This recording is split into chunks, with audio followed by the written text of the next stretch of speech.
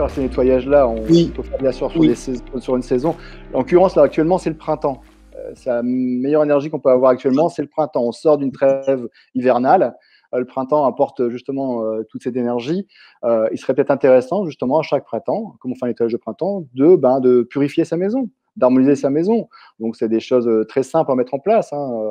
On discutera, c'est bouger les meubles, aérer. On parlera aussi, comme je disais, au niveau, peut-être comme je dis, au niveau magnétisme, c'est débrancher certaines prises, ne pas avoir trop de prises qui sont chargées chez soi, faire attention. Ouais, faire attention. Reviens sur l'électroménager, Régis. Reviens sur l'électroménager, parce que tu m'expliquais un petit peu toutes ces ondes-là qui nous bombardent toute la journée. On est bombardé d'ondes toute la journée. Donc, effectivement, on ne les voit pas, on ne les ressent pas. On peut les ressentir pour certaines personnes au niveau de la sensibilité. Moi, je sais que dans ma chambre, s'il y a une prise qui est branchée, je vais l'entendre. J'entends, c'est une perception comme un bruit toujours là, qui est latent, et ça m'empêche de m'endormir. J'ai une ultrasensibilité, c'est à ma faveur. Donc, je branche toutes mes prises.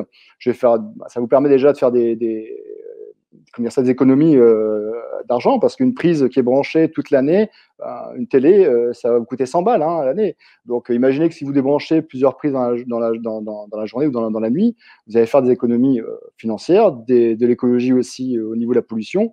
Donc, il n'y a que des avantages. Et, au niveau du système nerveux, ça va vous permettre de mieux récupérer. Ça va de soi.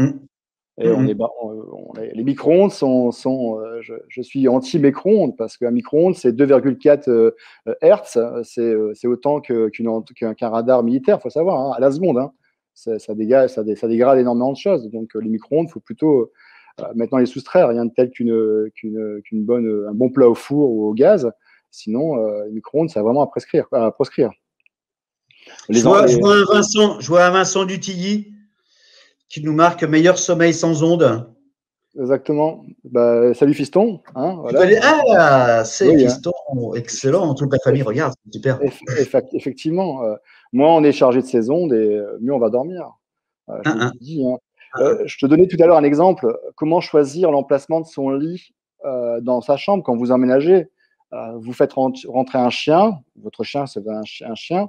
Le chien va se mettre au lieu neutre, parce qu'il entend justement cette acuité auditive. Il va se mettre à l'endroit où il n'y a pas de bruit, où il n'y a pas d'onde. Donc, vous êtes sûr après de placer votre lit à l'endroit où le chien sera posé. À l'inverse du chat, lui, qui a tendance à vous prévenir d'un danger. Il est là pour vous protéger. Donc, le chat, lui, va se mettre… Oui, c'est grave. Et c'est dingue. Et même certains bergers, à l'époque, ils influençaient justement leur lieu d'habitation en mettant le troupeau pendant des semaines sur le champ où vous allez construire leur maison. Par la suite, ils faisaient des tests au niveau du foie des moutons. Si les foies étaient gorgés, ils étaient malades. Ils savaient très bien que la terre était malade. Donc, si les moutons étaient malades, la terre était malade, ils n'installaient pas leur ferme sur le lieu incombé, quoi. C'est fou, hein. Mais c'est comme ça. Et tu sais comment on teste un bon micro-ondes d'un mauvais micro-ondes. Je sais que parmi vous, il y a des gens qui n'utilisent pas le micro-ondes. Moi, ça m'arrive de l'utiliser. Là, malheureusement, il montre les signes de faiblesse. Alors, j'ai repris la poêle pour réchauffer les aliments, mais bon, c'est moins rigolo. Et pour choisir un bon micro-ondes, vous prenez le micro-ondes, vous mettez votre téléphone portable à l'intérieur du micro-ondes et vous appelez votre téléphone portable. Si le téléphone portable sonne, votre micro-ondes est mal protégé. Par contre, il y a de bons micro-ondes où le téléphone ne sonne pas. Donc, les ondes restent à l'intérieur du micro-ondes. Ça, c'est En parlant de portable, combien de jeunes adolescents maintenant s'endorment avec les portables à côté de soi? C'est hyper néfaste. Vous avez un DAS qui est fait justement par les fabricants, le débit d'absorption. C'est ce que vous allez absorber par le corps avec ces ondes. Il y a des tests qui ont été faits sur les fourmis dans un aquarium où ils font appeler un téléphone portable, et vous avez les fourmis qui viennent complètement folles. Elles se bouffent entre elles, elles se tapent la tête contre l'aquarium, elles viennent sur le dos. Donc, c'est sûr, une fourmi, ça fait 1 gramme, mais à la longue, sur nous-mêmes, je pense que ça a vraiment des répercussions assez importantes. Donc, autant mettre le téléphone portable à 1,50 m de vous, vous avez un mode avion, ou encore si vous attendez une notification importante, mettez le téléphone à 1,50 m de vous, au moins ça sera beaucoup plus agréable pour vous, quoi. Oui, Christophe, sans mettre le micro-ondes en marche, bien sûr. Sinon, le portable risque de montrer des signes de faiblesse. Voilà. Et Coco qui nous dit elle dort pas avec le portable, sinon mal de tête assuré. Voilà. Donc la preuve faisant.